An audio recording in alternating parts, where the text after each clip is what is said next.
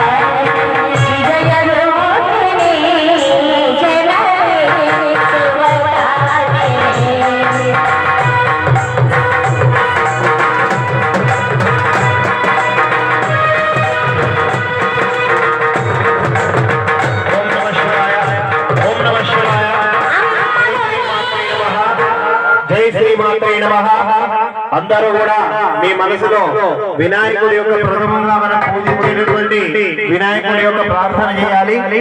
అందరూ చెప్పండి. అందరు బొట్టు పెట్టుకోవాలమ్మా. ఇక్కడ ఉన్న వాళ్ళందరూ ప్రతి ఒక్కరు బొట్టు పెట్టుకోవాలి. ఇంక్లూడ్ భజన బృందాల్లో ఉన్న వాళ్ళు కూడా బొట్టు పెట్టుకోవాలి. కుంకుమ బొట్టు ప్రతి ఒక్కరు మంగళకరంగా.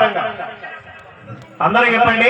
వక్రతుండ మహాకాయ కోటి సమప్రభ నిర్విఘ్నం కురు మే దేవ సర్వకార్యేషు సర్వదా. గణపతి యొక్క మూలమంత్రం ఓం గం గణపతయే నమః. ఈ మంత్రం పఠిస్తూ 3 సార్లు మొట్టలు వేసుకోండి. అందరూ ఏమన్నామా? యాదేవి సర్వభూతేషు శక్తి రూపేణ సంస్థితః నమస్మై నమస్మై నమస్మై నమో నమః. ఓం శుక్లాంబరధరం విష్ణుం శశివర్ణం చతుర్భుజం ప్రసన్నవదనం ధ్యాయేత్ సర్వవిఘ్నోపశాంతయే. అగజానన పద్మార్కం గజానన మహర్నిశం అనేకవిధం భక్తానాం ఏకదంత ఉపాస్మహే.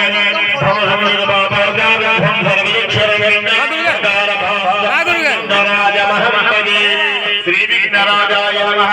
అందరూ కూడా పసుపుతో చిన్న పసుపు గణపతి గౌరీ 2 పక్క పక్కన చేసి పెట్టుకోండి. అందరూ పసుపుతో గౌరీ గణపతి తయారు చేశారు కదా. నీళ్ళతోటి పూజ చేయండి.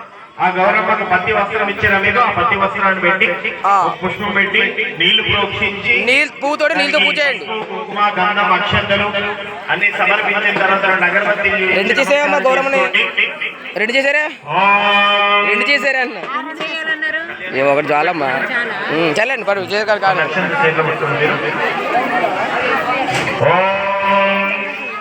శుక్లాంబరధరం విష్ణుం శశివర్ణం చతుర్భుజం ప్రసన్నవదనం ధ్యాయేత్ సర్వవిఘ్నోపశాంతయే.